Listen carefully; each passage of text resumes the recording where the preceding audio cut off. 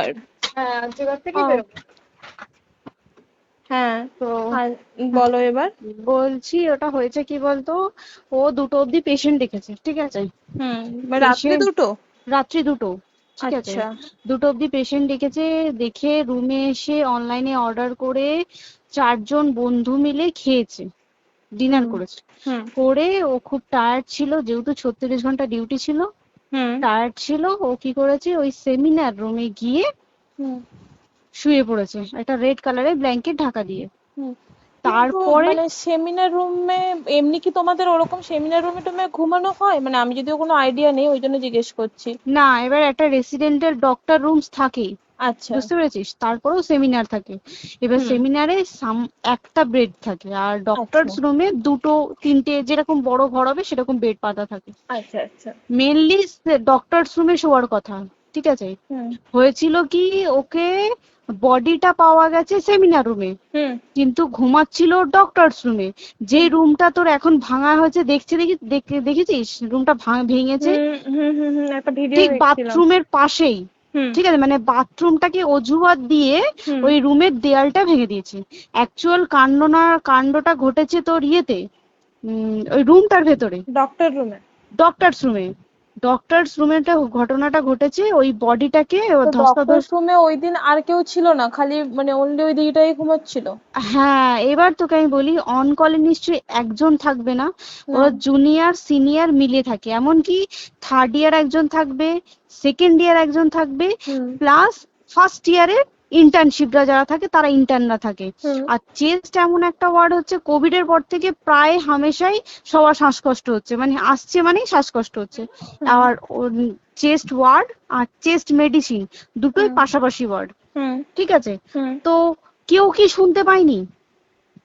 কেউ শুনতে পায়নি। হ্যাঁ, ওটাই তো আমি ওই দিনকে ওটাই ভাবছিলাম এবার যে। দেখ, ধস্তাধস্তি করাতে একটা নিশ্চয়ই চিৎকার হয়, একটা ভাইলেন্ট হয়, হুম হুম বুঝতে পেরেছিস। হুম তারপরে আবার কি, যে 4জন ওর সাথে খেয়েছে তারা কোথায়, তারা কেন মিডিয়ার সামনে আসছে না? হুম। তাই ঠিকই তো, তো। তারা কেন আসছে না? তোমার ওই এক- দিন ডিউটি ছিল না রাতে? ওই দিনকে আমি নাইটে ডিউটি করছিলাম। আচ্ছা। আমি নাইটে ডিউটি করে এসেছি, আমার লাস্ট নাইট ছিল। তো হুম আমার তো 3 দিন নাইট থাকে, তিন হুম দিন নাইট থাকার পর লাস্ট নাইট ছিল, লাস্ট নাইটের পর বুধবার আমার লাস্ট নাইট, বুধবার রাতে ঘটনাটা ঘটেছে। হুম আমি বাড়িতে এসেছি, রীতিমতো বাড়িতে এসে শুয়ে পড়েছি। 3টের সময় আমার কাছে ফোন এসছে যে সবাইকে ডেকে পাঠিয়েছে, ইমিডিয়েট আয়। হুম। তখন গিয়ে দেখি আরজিকরে এই অবস্থা, পুরো গোটা হাসপাতালকে ডেকে পাঠিয়েছিল। গিয়ে দেখি পুলিশ ছয়লা, মানে, আর ওকে যেভাবে, আমি তো বডিটা দেখেছি রে, মানে আমাদের হুম এখনো পর্যন্ত চোখ থেকে নামছে না। রীতিমতো মনে হচ্ছে মেয়েটা যেন আমাদের পাশে পাশে ঘুরছে, হুম একদম হুম হুম এরকম, মানে মানে অদৃশ্যমান, মানে আমরা এরকম ভাবতে পারছি না যে এরকম ভূত হুম থাকে বা একটা স্পিরিট থাকে বা কিছু। এখন আমরা বুঝতে পারছি না ওর আত্মাটা এখনো ঘুরছে আমাদের আশেপাশে। দেখ, ওর আমার তলাটায় না, কিন্তু ওর থেকে ও থাকে 4তলায়, 4তলায় ঘটনাটা ঘটেছে, ঠিক 2টো ফ্লোর নিচেই আমি থাকি, আমার আচ্ছা। রুমটা, ঠিক আছে। কিন্তু তাও আতঙ্কে আমরা মানে একদম স্তব্ধ হয়ে গেছে আরজিকরটা। কিন্তু ব্যাপারটা হচ্ছে, তাহলে ডক্টর রুম থেকে ওকে সেমিনার রুমে নিয়ে যাওয়া হয়েছে? হ্যাঁ, অবশ্যই নিয়ে যাওয়া হয়েছে। এবার দেখ, নিয়ে যাওয়া হয়েছে, ওকে যেভাবে মারা হয়েছে, এটা একার পক্ষে সম্ভব অসম্ভব, না দিস একদম। Is a impossible. পুরোপুরি গ্যাং রেপ ছাড়া কোনো কিছু নয়। আর শুধুমাত্র রেপ নয়, রেপ হলো, করলো, ছেড়ে দিল, ঠিক আছে, ওকে রীতিমতো মার্ডার করেছে। মানে মানে হিসেব মতো যা বুঝছি মানে তোমার কথাতে, হ্যাঁ, ওটা হচ্ছে ওর ওই বন্ধু বান্ধব মেবি ইয়েস, জড়িত। এক্স্যাক্টলি। হয় ওর বন্ধু বান্ধব কেউ, ঠিক আছে, মানে 4জনের মধ্যে কেউ, আইদার ওকে এমন কিছু করতে বলতে, দেখ বড় বড় কোম্পানিতেও তো এরকম হয়, মানে হুম হয় তুমি আমার সাথে কম্প্রোমাইজ হুম করো, নয় হুম তুমি হুম চাকরি হুম ছেড়ে চলে হুম যাও, হুম হুম হয় হুম তো। হুম হুম। এ- এখানেও সেরকম কিছু একটা হয়েছে। যাকে যে ক্রাইম করেছে, সেও কিন্তু নর্মাল ডক্টর নয়, কিন্তু সেও একটা ভালো পোস্টে র্যাঙ্ক করছে, বুঝতে পেরেছিস, তবেই কিন্তু পুরো ব্যাপারটাকে হসপিটাল চেপে যেতে চাইছে, পুরো ব্যাপারটাকে। তাহলে এই সিভিক যে, ও কোথা থেকে আসছে? এবার তোকে আমি বলি ওটা কোথা থেকে আসছে। আমাদের প্রিন্সিপাল চেঞ্জ হয়ে গেছে, ডেপুটি সুপার চেঞ্জ হুম হয়ে গেছে, তারপরে আমাদের ওই অ্যাসিস্ট্যান্ট সুপার চেঞ্জ, সব চেঞ্জ হয়ে গেছে। হুম তারপরে যে ওয়ার্ডের ডাক্তাররা ছিল, সিস্টাররা ছিল, ওয়ার্ড বয়রা ছিল, মাসিরা ছিল, সবাইকে ডেকে এখন হুম সাসপেন্ড করা হয়েছে। হুম তারা কোথাও যেতে পারবে না, রোজ গিয়ে কোর্টে গিয়ে দেখা করছে। আজকেও কোর্টে গেছিল সবাই। হুম তারপরে উম, তারপরে তোমার তোর এগুলো হলো, তারপরে তোর কি বলে, আরে বল না, ওই সিবিআই এটা হয়েছে কি, মানে ও সেই সঞ্জয় রায় যে ধরা পড়েছে, হুম অ্যাকচুয়াল কিন্তু ও নেই, হুম ঠিক আছে? ওর এতটা ক্ষমতাই হয় না। ও অত রাত্রে কি করতে যাবে? হুম ও অত রাত্রে ওখানে কি করতে যাবে? ও না পেশেন্ট, ও নাকি বলছে দালাল পেশেন্ট নিয়ে গেছে। তো পেশেন্ট নিয়ে যখন গেছে, দিদিটার রুমে যখন যাবে, নিশ্চয়ই দিদিটার রুমে কোনো কাগজপত্র দেখাতে যাবে, সেই অবস্থায় গিয়ে দেখে যে এরকম এরকম ঘটনা, তা ঝাঁপিয়ে পড়েছে ওর উপরে। হুম এরকম কিছু কি, তাও কিছু নয়, শুধু গেছে দেখছে ড্রিঙ্ক অবস্থায়, ওকে ক্যামেরায় দেখা গেছে ড্রিঙ্ক অবস্থায় গেছে আর এসছে, এইটুকুই দেখা গেছে। তারপরে হচ্ছে কি, তোর অনেক রকম, এখানে অনেক রকম ব্যাপার আছে। যে দিনকে ঘটনাটা ঘটে তার ঠিক দুদিন পরে ওই সেমিনার বাথরুমের অজুহাত দিয়ে ডক্টর যে রুমের হুম দেওয়ালটা আছে, ওই হুম দেওয়ালটা ভেঙে দিয়েছে। কেন? প্রথমে ওকে বললো সুসাইড করেছে, আমাদের যখন ফার্স্ট খবর আছে তখন সুসাইড করেছে। হুম তারপরে যখন হসপিটালে যাই তখন গিয়ে শুনছি নাকি না, সুসাইড করেনি, এটা রেপ করেছে, রেপ করে মার্ডার করা হয়েছে। হুম বুঝতে পারলি, এখানে বিশাল বড় একটা গেম চলছে। এবার আর যে, ওর উপর কি রাগ ছিল মানে? হ্যাঁ হ্যাঁ হ্যাঁ হ্যাঁ হ্যাঁ হ্যাঁ, একদম আমি তো কি বললাম, শোন, তুই যদি কারোর সাথে কম্প্রোমাইজ করি তাহলে তোর পোস্ট হুম বাড়বে, হুম হুম তুই হুম কারোর সাথে কম্প্রোমাইজ করবি না, তোকে মার্ডার করে দেবে। মানে মানে ওরকম টাইপই কিছু বলছো তো? এরকমই টাইপের কিছু একটা ছিল। আইদার খুব রাফ, মানে খুব রাগ, খুব মানে খুব ওর উপরে খুব ফ্রাস্ট্রেশন ছিল, যারই ছিল খুব ফ্রাস্ট্রেশন ছিল। শুধু ওকে মারিনি রে, রীতিমতো মার্ডার করেছে। ওর যে ক্ল্যাচারটা ছিল, হুম ওর আমি ইউরিন, শুনেছি এটা। ওর ইউরিনের রাস্তায় ক্ল্যাচারটা ঢুকিয়ে দিয়েছে, তুই ইস, জানিস?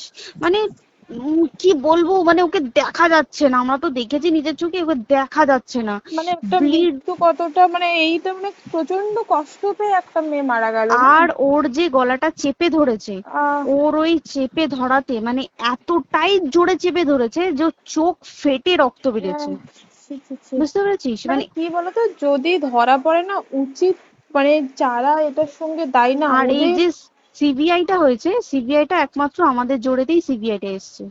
মানে হুম হুম আমরা ওই সঞ্জয় রায় একার পক্ষে সম্ভব না এইসব। তারপরে পোস্টমর্টম রিপোর্টে তুই জানিস, ওই আমাদের ভাজাইনা থেকে 150 গ্রাম স্পাম বেরিয়েছে। ইস, পোস্টমর্টম রিপোর্ট, 150 গ্রাম স্পাম, মানে বুঝতে পারছিস? Hmm not a calculated, minimum, minimum কম করে 6 থেকে 7 জন করেছে ওকে rape। ছি ছি ছি।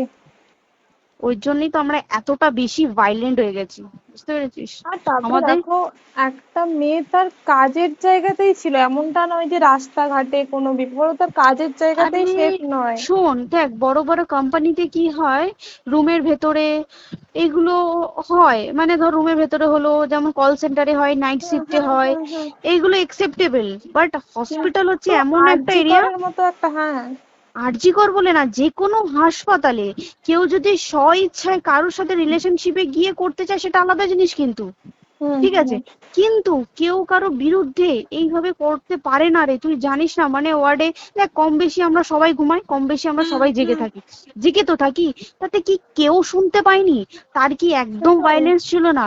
যদি কেউ না শুনতে পারে, তাহলে ওর খাবারে কেউ কিছু মিশিয়েছিল, হুম তাই কি না?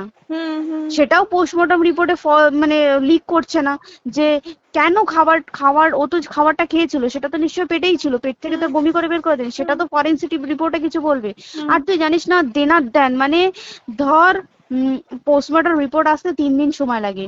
হুম ও যেদিনকে মরেছে ঠিক তার পরের দিনকে বিকালবেলা পোস্টমর্টম রিপোর্ট বার করে দিয়েছে, মানে বডি বার করো আর পোড়াও, হুম। 10 সেকেন্ডের মধ্যে ওর বাড়িতে নিয়ে গেছে, তারপরে বডি পুড়িয়ে দিয়েছে। মানে কি বলবো, হসপিটাল, মমতা ব্যানার্জি, সবাই মানে তৃণমূল প্রত্যেক সবাই হুম এটাকে পুরোটাই, কেসটাকে চাপা দিতে চাইছে, পুরোটা পুরোটা। তবে তুই ভাব, যে মানুষটাকে এত ক্ষতবিক্ষত ভাবে মেরেছে, তাকে অভিষেক ব্যানার, রেপ কি কলকাতায় প্রথম হলো? নয়, হুম বিভিন্ন জায়গায় বিভিন্ন ভাবে রেপ হয়েছে, হুম ধরা পড়েছে। ফাঁসি হ্যাঁ হয়েছে কি হুম জেল হয়েছে। হুম অভিষেক বন্দ্যোপাধ্যায় কেন বললো জাস্ট এইট তোর কি বলে এনকাউন্টার করতে? মানে কি সঞ্জয়কে যদি এনকাউন্টার করে পুরো কেসটা চাপা পড়ে পুরো যাবে, কেসটা চাপা পড়ে যাবে একদম। স্টুডেন্টরা ঠান্ডা হয়ে যাবে, হুম হুম আর আমরা সেটা মানবো না, আমরা সেটা হতেই দেব না। তাতে যদি চাকরি মানে আরজিকরটাকে সিল করতে হয় তাতেও আমরা রাজি আছি, সিল করে দেওয়া হোক আরজিকর, সিল করে দেবে মনে হচ্ছে যদি ঠিকঠাক ভাবে। এবার ওই জন্য আমাদের দাবিতে সিবিআই এসছে। এবার তুই একটা কথা বল, যখন দেখতে পাচ্ছে মমতা ব্যানার্জি যে কলকাতা পুলিশ আমাদের জন্য কিছু করতে পারছে না, আমরা কিছু মানতে পারছি না, 7 দিন ধরে বার করতে পারছে না, হুম তাহলে সেটা 2-3 দিনের মধ্যে কেন হ্যান্ড ওভার করে দিল না? হুম তাই তো। তাই কি না?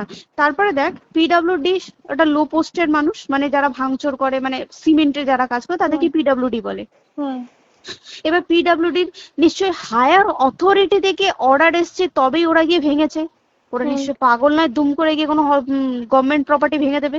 হুম অর্ডারটা কে পাস করলো যে এখনই চেস্ট ওয়ার্ডটাকে ভাঙতে হলো?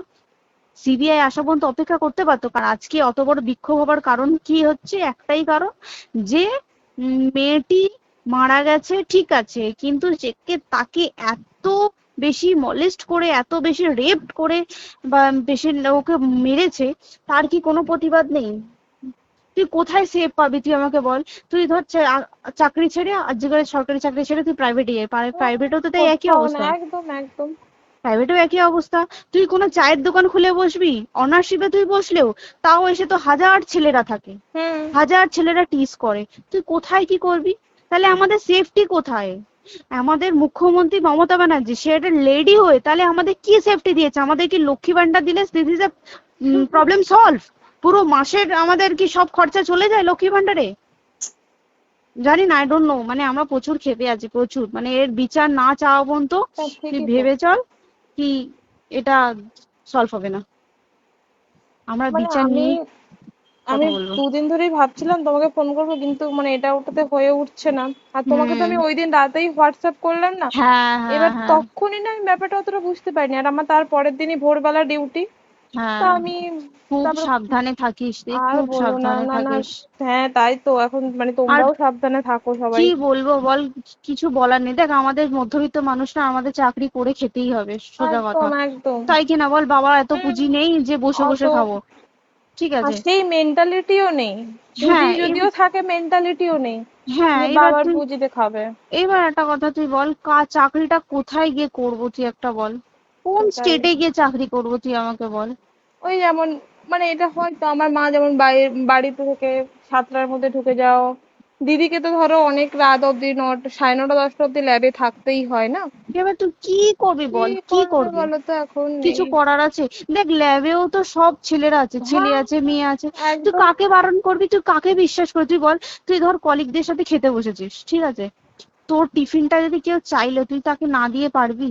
না একদমই, আর কার মনে যে কি আছে সেটাই তো কি খুব বলবি সমস্যা। বল? এবার তুই বল খাবারটা যে খাবি, তোর টিফিন কেউ চাইলো বা তোকে যদি কেউ বললো কে একটু একটু খা, যেমন আমরা শেয়ারে হয় স্কুলে হ্যাঁ যেটা আমাদের শিখে আমাদেরও হয় এসেছি, যেটা, হ্যাঁ স্বাভাবিক, এটা সবারই এটা তো হয়। স্বাভাবিক। তুই বল তাতে যদি এরকম অবস্থা হয় তাহলে কি করবে মানুষ, তুই আমাকে বল?